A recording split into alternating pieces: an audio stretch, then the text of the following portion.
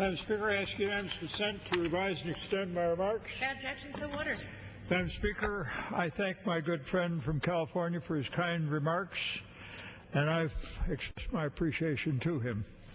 Madam Speaker, I rise in support of the Clean Energy Security Act, but before I address my remarks, I want to congratulate you on your distinguished service here and wish you well in the future, and express my personal distress that you're leaving us. Now, my colleagues on the Republican side, they are very anxious to criticize the bill, and there are criticisms that can be had. There's not one of the 435 of us that could not come forward with statements in saying that the bill could be improved and that there are faults in the bill. Both of those statements are true. But the harsh fact of the matter is, it is urgent that we commence acting upon this legislation. It is based largely on the recommendations of U.S. CAP, which was a diverse group of environmental groups and industry with a shared desire for a common-sense bill to address climate change. That process began last year with the drafting of the initial versions of this legislation, which were taken and which were then handled by my friend from California. I would note that those proposals have undergone significant improvement by reason of the works of members of this Congress and this committee. Now, there are some hard facts to be addressed.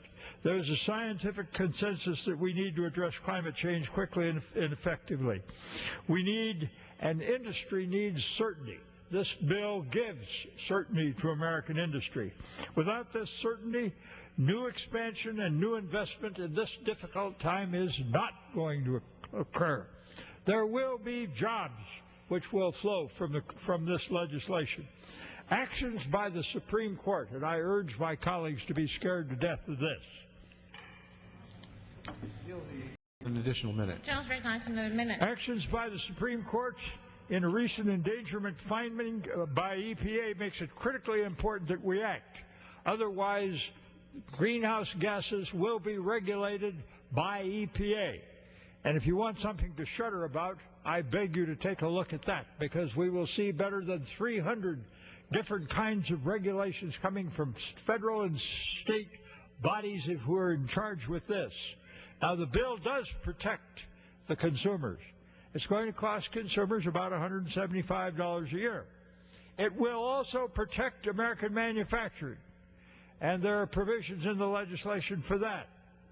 And it has, in addition to that, additional programs which will meet the concerns of all of our branches of industry: coal, electric utility, manufacturing, chemicals, and also the securities market, which will be controlled under an amendment offered by our good friend and colleague, Mr. Stupak. I am happy that this bill does have a dedicated allowance for natural resource adaptation and significant protection and acquisition of lands. This is a good bill. I urge my colleagues to support it. Gentleman yields back his time. The gentleman from Oklahoma is recognized. Madam Speaker, I wish to recognize